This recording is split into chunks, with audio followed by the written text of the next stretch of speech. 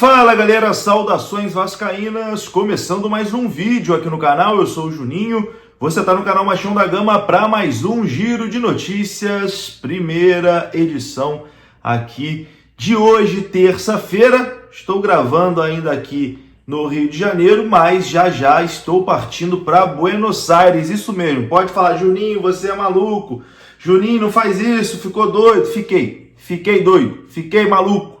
Tô indo para Buenos Aires, vamos que vamos tentar buscar essa vitória, tentar se manter vivo na Copa Sul-Americana e ver o que acontece nessa estreia aí de Fernando Diniz como novo treinador do Vasco. A gente vai falar, claro, sobre a partida de hoje, sobre esse jogo contra o Lanús. A gente vai falar também sobre novo diretor de futebol, né? 2 nomes surgem aí como os favoritos nesse momento. A gente vai conversar sobre isso. Enfim, bastante coisa. O vídeo começa depois da vinheta. Antes, deixa o like, que é importante. Se inscreva aqui no canal também, se você não for inscrito, beleza? Deixou o seu like, se inscreveu, rodou a vinheta.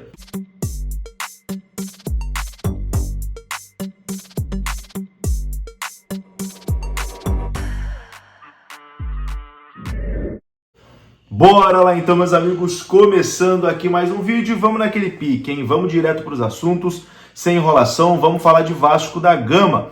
Vou começar esse vídeo falando sobre diretor executivo de futebol e possíveis mudanças no departamento de futebol do Vasco da Gama. O Vasco que prometeu uma reformulação geral, né? Após os 2 vexames protagonizados na semana passada, a derrota contra o Vitória por 2-1 com um homem a mais durante mais de 1 hora e a goleada sofrida contra o fraco Puerto Cabello da Venezuela por 4-1.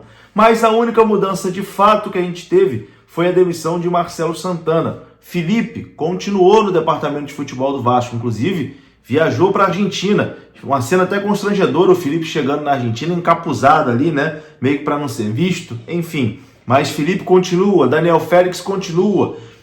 O grupo de jogadores, todo mundo continua, enfim, a reformulação, a mudança, o choque de ordem que a gente imaginava que fosse acontecer, não aconteceu. As 2 humilhações não foram suficientes. A única mudança foi a saída do Marcelo Santana e a chegada, é claro, né, de Fernando Diniz, que hoje faz a sua estreia como treinador do Vasco da Gama. Sem um diretor executivo de futebol, o Vasco vai ter que ir ao mercado buscar um nome. E 2 surgem aí como possibilidades. O primeiro já está publicamente todo mundo falando, que é Rodrigo Caetano, mas diria eu que é uma situação praticamente impossível, porque Rodrigo Caetano neste momento trabalha com a seleção brasileira, trabalha na CBF. A única possibilidade de Rodrigo Caetano pintar no Vasco seria uma saída do Edinaldo, né, presidente da CBF.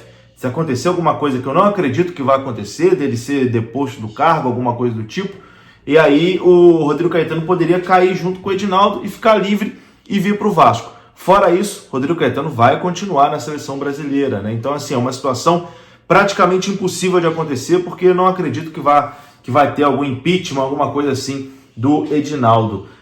E o outro nome que surge como possibilidade é de Juninho Paulista, né? Que já trabalhou também na seleção brasileira, já foi presidente de clube de futebol, né? Já foi presidente do Ituano, e no momento está no mercado. Esse nome surgiu aí como possibilidade. Burburinhos, né? Rádio Corredor, mas também não tem proposta, não tem contato, não tem nada. Mas diria eu que no momento esses 2 nomes são os mais comentados.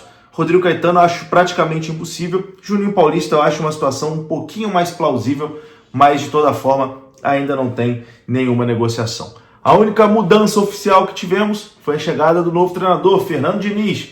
Vitória Vascão. Fernando Diniz chegou e faz a sua estreia. Só deu um treino, né? Deu um treino ontem e hoje já vai para a beira do campo, já vai comandar aí esse time do Vasco contra o Lanús pela Copa Sul-Americana.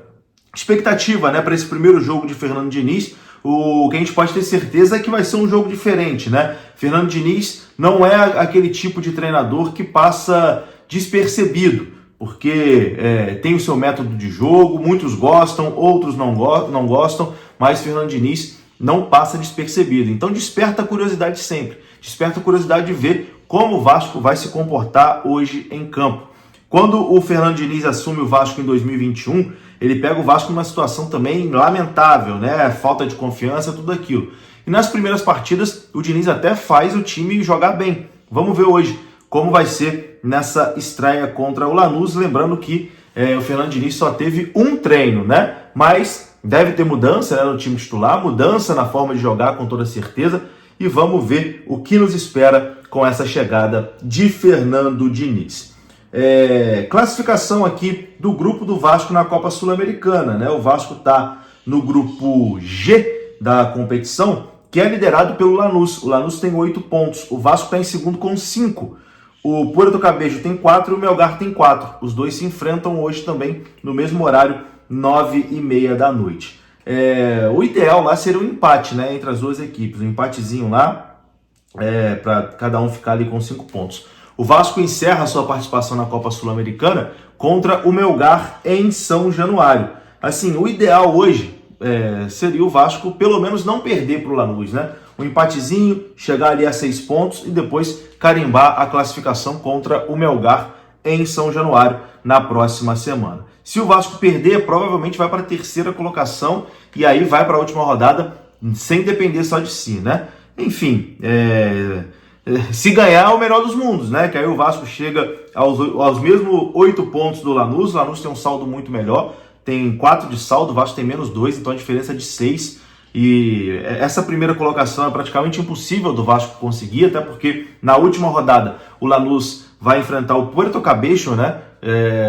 Na Argentina, então não vai perder, né? Vai conseguir aí vencer esse jogo. Então o Vasco quer tentar buscar essa segunda colocação do grupo mesmo para ir para os playoffs contra quem vier da Copa Libertadores. Então hoje, não perder na Argentina. Acho que se o Vasco ganhar, praticamente encaminha a sua classificação. Mas o ideal, pelo menos, é não perder. Se perder, vai complicar a situação em relação à classificação. No mais é isso, meus queridos. Espero que seja um bom jogo, uma boa estreia do Fernando Diniz, que seja a virada de chave, né, do Vasco nessa Copa Sul-Americana e na temporada também, já que o Vasco vem deixando muito a desejar. É isso, vou ficando por aqui. Um grande abraço, saudações. Vou tentar gravar o pós-jogo direto lá do estádio do Lanús, mas não sei como é que vai estar a internet, etc e tal, mas vou tentar gravar de lá. E é isso, tamo junto, tá? Saudações vascaínas, até a próxima. Deixe seu like, se inscreva, deixe seu comentário. Vamos lá, vamos buscar essa virada de chave aí com o Fernando Diniz. Um abraço, fui!